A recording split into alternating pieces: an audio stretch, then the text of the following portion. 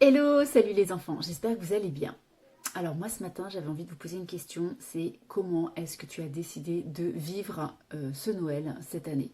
Donc je pense que vous êtes tous au courant que ça va être un Noël un peu spécial, pas comme d'habitude. Et justement ça va être l'occasion pour toi de vivre un Noël particulier. Peut-être un Noël beaucoup plus centré sur qui est Dieu, qui est Jésus et se centrer sur l'essentiel de ce que de ce que tu as à cœur et de vraiment se poser pour prendre du temps et se dire mais au fond, qu'est-ce que je veux vivre? C'est pas toi, mais moi quand j'étais petite, Noël c'était le Père Noël, plein de cadeaux, j'arrivais même plus à tous les ouvrir, il y en avait tellement. Et puis surtout, en fait, on mangeait toute la journée, et puis à la fin de 3 jours de repas copieux, souvent j'avais mal au ventre, et surtout quand on mangeait des huîtres, j'étais malade. Voilà, donc ça se résumait à ça, et j'ai pas beaucoup de souvenirs où finalement, c'était pas vraiment centré autour de Jésus et de sa naissance. En tout cas, c'était pas ces moments-là où on vivait des temps forts avec Dieu. Ensuite, quand j'ai eu des enfants, j'ai eu envie de vivre autre chose, justement. De pas simplement reproduire des traditions familiales, mais vraiment de chercher qu'est-ce que Dieu a envie pour nous cette année. Donc au début, quand les enfants étaient petits, c'était juste Jonathan et moi, on prenait un temps pour prier, un temps pour écouter Dieu et pour se dire mais qu'est-ce qu'on a à cœur de vivre cette année. Et puis après, quand les enfants étaient plus grands, on les a mis à contribution et on priait ensemble pour dire cette année, qu'est-ce que vous avez envie de vivre, qu'est-ce que vous avez à cœur, et à chaque fois on recevait des choses différentes. Je vais donner quelques exemples de ce qu'on a pu vivre. Je me souviens d'une année où on a décidé de faire vraiment un anniversaire pour Jésus. Alors nous à la maison, on aime bien mettre le paquet sur les anniversaires. Donc là, on s'est dit, c'est l'anniversaire de Jésus, il faut pas rater ça. On a mis des ballons partout, on a écrit joyeux anniversaire sur toutes les fenêtres. Voilà, on a mis une décoration d'anniversaire et on lui a chanté joyeux anniversaire. On a fait aussi plein de petites épreuves parce que nous on aime bien faire des chasses au trésor pour les anniversaires ou des épreuves ou des olympiades. Et voilà, donc on a fait plein de petits jeux comme ça, des jeux d'anniversaire. Et puis à la fin, l'idée c'était d'offrir un cadeau à Jésus.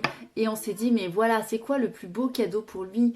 On s'est souvenu qu'à Noël, les rois mages, ils lui ont offert quoi? Ils lui ont offert des cadeaux. Et c'était quoi ces cadeaux? Ça représentait vraiment, le fait d'aller adorer Dieu, d'aller vraiment se prosterner devant lui. Et on s'est dit, mais pourquoi pas justement lui offrir notre louange, notre adoration. Et c'était une manière de lui offrir ses cadeaux. Donc on a pris vraiment un temps pour louer Dieu, pour prier, pour se mettre à genoux devant lui et pour l'adorer. Et ça, c'était vraiment un super cadeau pour lui. Alors une autre année, on a reçu ce verset qui dit « Il y a plus de joie à donner qu'à recevoir ».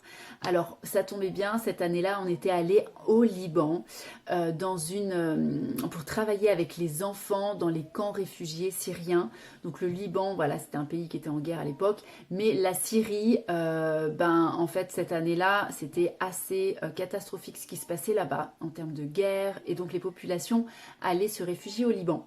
Donc on a côtoyé des enfants là-bas, on a pu jouer, travailler avec eux et on s'est dit mais pourquoi pas vraiment pouvoir les soutenir pour Noël et leur faire un don et leur permettre de vivre ou en tout cas d'avoir de quoi se nourrir, d'avoir de quoi se vêtir, d'avoir de quoi jouer pour les enfants.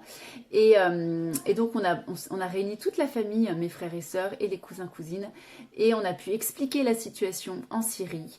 On a pu sensibiliser les enfants sur ce qui se passe là-bas, comment on vit là-bas. Et on a prié pour ce pays, on a prié pour ses enfants.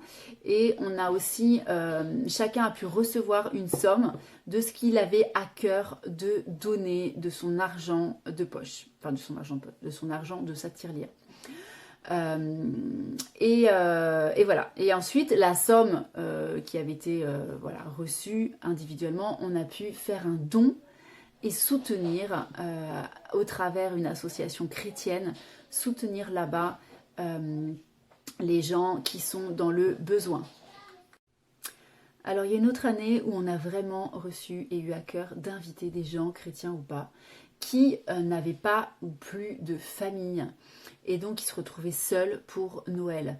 Donc l'idée c'était vraiment de pouvoir leur permettre de vivre un temps en famille, donc avec une famille autre, différente, enfin une famille élargie et de vraiment goûter à cette joie de se retrouver, à cette joie de vivre un moment fort autour d'un bon repas et puis de goûter à la chaleur d'un foyer.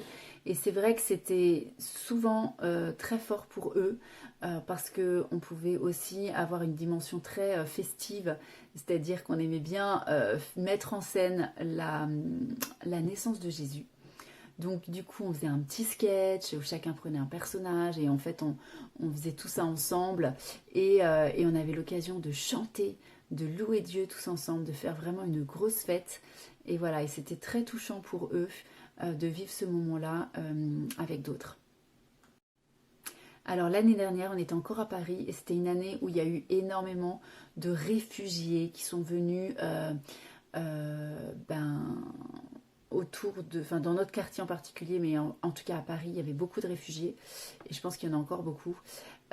Et du coup, on s'est retrouvé avec beaucoup de tentes de migrants. Donc des migrants, c'est des gens qui quittent et qui fuient leur pays parce qu'en fait, c'est un peu difficile ce qui se passe dans leur propre pays. Et du coup, il y avait une cinquantaine de tentes, des tentes de place où les gens ils dorment dehors dans des tentes. Donc il y en avait beaucoup devant notre garage, sur le trottoir ou devant chez nous ou dans le parc en dessous de chez nous. Et du coup, on s'est dit, ben voilà, c'est vrai que nous, on a la chance d'être au chaud et de pouvoir manger correctement. Et on a vraiment eu envie que le 24, on puisse se mettre aussi à la place de toutes ces personnes qui sont dehors, dans le froid et qui mangent rien ou très peu de choses. Et donc, nous, on est descendu avec notre soupe pour manger dans le froid, juste notre petite soupe dans des petites gamelles. Et voilà, et de réaliser la chance qu'on a de vivre ce qu'on vit. Et donc ça, c'était très fort aussi pour nos enfants, aussi de réaliser que voilà, en fait, tout le monde ne vit pas ce qu'ils vivent. Alors j'imagine que vous avez encore plein d'autres idées, mais en fait l'objectif, le but, c'est vraiment de faire la volonté de Dieu, c'est vraiment de prier et d'être à l'écoute et de prendre votre famille, vos parents, vos frères et sœurs et de dire ok, est-ce qu'on peut se poser, est-ce qu'on peut juste prier pour dire mais qu'est-ce qu'on a à cœur de vivre, parce qu'il n'y a rien de plus nourrissant, de plus fort que d'être en train de faire ce que Dieu nous demande de faire. Et du coup, ça va porter du fruit autour de nous, ça va bénir des gens, ça va être des moments forts et des moments riches. Et l'idée, c'est vraiment de ne pas se soumettre aux traditions familiales ou de faire les choses par automatisme comme on a l'habitude de faire chaque année. Et là, j'imagine que de toute façon, ça serait différent des autres années, mais que vraiment Dieu y soit au cœur de ce temps-là, que vous puissiez vous-même proposer des choses, vous-même être créatif, et surtout l'idée c'est de pouvoir manifester l'amour de Dieu dans les relations les uns avec les autres. Alors ma question pour toi, c'est comment est-ce que tu as décidé de vivre Noël cette année et comment tu as décidé d'aimer les gens qui t'entourent et de manifester l'amour de Dieu pour eux. Alors n'hésite pas à nous partager dans ce fil ou sous cette vidéo ce que tu as décidé avec ta famille, avec tes parents, tes frères et sœurs ou juste toi tout seul. Ce que tu as décidé de vivre, ce que tu as décidé de faire, de mettre en place. Enfin voilà, toutes les idées sont bonnes. Et puis de vraiment prier pour recevoir ce que Dieu a prévu.